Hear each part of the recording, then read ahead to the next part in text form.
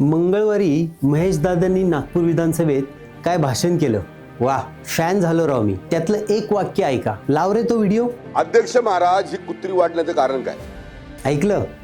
आता तुम्हीच सांगा, पिंपरी चिंचवड महानगरपालिकेत ही कुत्री कोणामुळे वाढली? 8 वर्षांपासून महापालिकेत सत्ता बीजेपीचीच. दादा, तुम्ही आमदार होऊन आता 11 वर्षे झालेत, तरीही तुम्ही म्हणताय की कुत्र्यांची संख्या वाढली कशी? आज महानगरपालिकेत 1 लाखाहून अधिक मोकाट कुत्री आहेत. रोज रस्त्यावर फिरणारी छोटी मुलं, वयस्कर नागरिक, महिला, उशिरा कामावरून येणारी लोक, यातील कुणाला ना कुणाला तरी याचा त्रास आहेच. अगदी पैज लावून सांगतो, मोकाट कुत्र्यांचा त्रास झाला नाही असा एक नागरिक महानगरपालिकेतला दाखवावा. अहो दादा, कोरोना काळात 7125 कुत्र्यांची नसबंदी झाली असा एक रिपोर्ट आहे आपल्याकडे.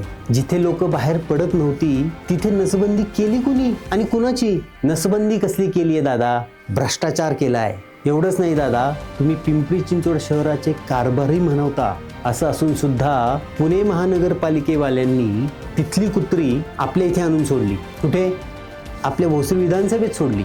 कुठे होता दादा तुम्ही? महानगरपालिकेची आकडेवारी 40,000 कुत्र्यांची नसबंदी केल्याचे सांगते. 1 लाख कुत्रे असतील आपल्या इथे, पण मग पाणी मुरतंय कुठं? एकतर हे आकडे खोटे आहेत किंवा तुफान भ्रष्टाचार झालाय. याला इतर कुणी जबाबदार नसून पिंपरी चिंचवड मधील 5 वर्षातील बीजेपीचे सत्ताधारी, बीजेपी पक्ष आणि स्वतः तुम्ही. होय दादा, तुम्ही जबाबदार आहात. मोकाट कुत्र्यांना वर घालण्यासाठी मी वेळोवेळी आवाज उठवला. डॉग शेल्टरसाठी महानगरपालिकेत पाठपुरावा केला, पण ना अधिकाऱ्यांना या शहराशी काही देणं घेणं ना तुम्हाला. कारण पायाभूत सुविधा उभ्या करण्यापेक्षा भाजपवाल्यांना मलई खाण्यातच जास्त रस आहे. असो, आता नागरिकांनी याविरुद्ध उभं राहिलं पाहिजे.